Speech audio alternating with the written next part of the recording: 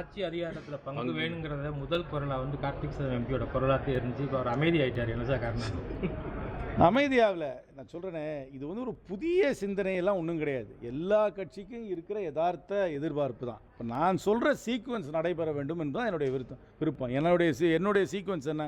பேச்சுவார்த்தை நடக்கணும், எத்தனை தொகுதிகளை நிர்ணயம் பண்ணணும், எந்த தொகுதியை நிர்ணயம் பண்ணணும், நல்ல வேட்பாளர்களை தேர்ந்தெடுக்கணும், சிறந்த பிரச்சாரம் செய்யணும், தேர்தலை சந்திக்கணும், முடிவுகள் வரணும், அதுக்கப்புறம் அடுத்தது பார்த்துக்கலாம். அதான் என்னுடைய சீக்வன்ஸ். இந்த சீக்வன்ஸ் வந்து நான் ABCDEன்னு சொல்கிறேன், நீங்கள் அடுத்து எஃப்கே போயிட்டுருக்கிறீங்க. அது வர மணிக்கு பார்த்துக்கலாம். திடீர்னு மாணிக் தவிர ஒரு இந்த மாதிரி தொடர்ந்து பதிவு போட்டு வருது, அரசியல் வர்றது, இது தேர்தல் வர்றதுனாலயா இல்லை இது எப்படி சார் தெரியல. இது நீங்கள் அவரை தான் கேட்கணும். அவருக்கு நான் ஸ்போக்ஸ் பர்சன் கிடையாது. அவர் ஏன் என்ன பண்ணுறாரு, எதுக்கு பண்ணுறாரு, எப்படி பண்ணுறாருன்றது நீங்கள் அவர்கிட்ட தான் விளக்கம் கேட்டுக்கணும். எல்லார் கட்சியுமே கட்சிக்குள்ளே இருக்கிறவர்கள் எல்லாருக்குமே வந்து ஒரு ரசிகர் கூட்டமும் இருக்கும், அதை வந்து விமர்சனம் பண்ணுற கூட்டமும் இருக்கும். இது இயல்பு தான் பொது வாழ்க்கையில். தேர்தல் நடக்குது அப்படியெல்லாம் இல்லை. இப்போ வந்து சட்டமன்றம் நடக்குது. திராவிட முன்னேற்ற கழகம் கூட்டணிக்கு தலைமை தாங்கிற கட்சி தெளிவாக சொல்லியிருக்காங்க. 22ஆம் தேதிக்கு அப்புறம் நாங்கள் கமிட்டி போடுவோம். அப்புறம் கமிட்டி சந்திச்சுக்கும் சொல்லியிருக்காங்க. அது இன்னும் 22ஆம் தேதி ஆகலை. இன்றைக்கி தேதி 18 தான் ஆகுது. முழுமையாக முழு மனதோடு வரவேற்கிறேன். இதை வந்து நான் வந்து ஒரு யூனிவர்சல் பேசிக் இன்கமாக பார்க்குறேன். இதை வந்து ஒரு இலவசமாக நான் பார்க்கவே இல்லை. என்னை பொறுத்த வரைக்கும் ஒரு நல்ல பொருளாதார யுக்தி இது. மக்களுக்கு நேரடியாக பணம் போய் அவங்க வங்கி கணக்கில், குறிப்பாக மகளிர்கிட்ட போய் சேர்றது என்னை பொறுத்த வரைக்கும் மிக சிறந்த திட்டம். அரசாங்கம், மத்திய அரசாங்கமாக இருந்தாலும் சரி, மாநில அரசாங்கமாக பல திட்டங்களை வைத்திருக்கிறார்கள். அந்த திட்டங்கள்லாம் முக்கால்வாசி யாருக்குமே புரியாது. இப்போ முக்கால்வாசி மத்திய அரசாங்க திட்டங்களோட பேர் கூட எனக்கு புரிய மாட்டேங்குது. அதை வந்து எப்படி அமல்படுத்துன்றது நிறைய பேருக்கு தெரியாது, அதிகாரிக்கே தெரியாது.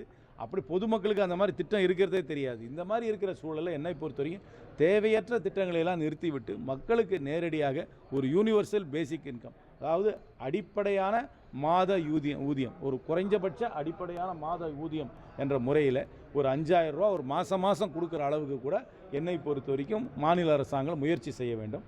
அந்த 5000 ரூபாயை கொடுத்தாங்கன்னா அது நேரடியாக மக்கள் வங்கி கணக்கில் போகுது.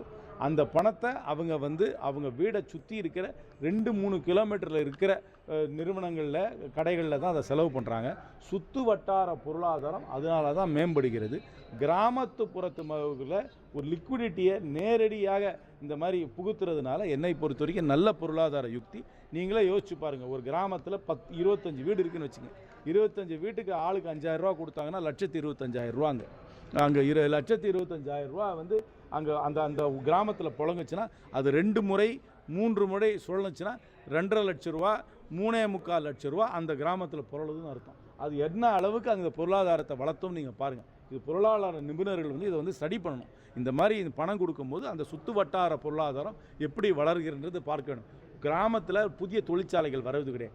அந்த மாதிரி இருக்கிற சூழலில் இந்த மாதிரி லிக்விடிட்டியை இன்ட்ரடியூஸ் பண்ணுறது என்னை பொறுத்த வரைக்கும் நல்ல பொருளாதார யுக்தி. இது முதலமைச்சர் அவர்கள் இதை செய்ததற்காக அவரை நான் பாராட்டுகிறேன். வருங்காலத்தில் இதை வந்து ஒரு பேசிக் யூனிவர்சல் இன்கமாக இருந்து 5000 ரூபா கொடுக்க முடியாட்டியும் ஒரு மாதம் 2,500 ரூபாயாவது என்னை பொறுத்த வரைக்கும் ஒரு மகளிருக்கு மாதம் கொடுக்க வேண்டும் என்று கேட்டுக்கொள்கிறேன்.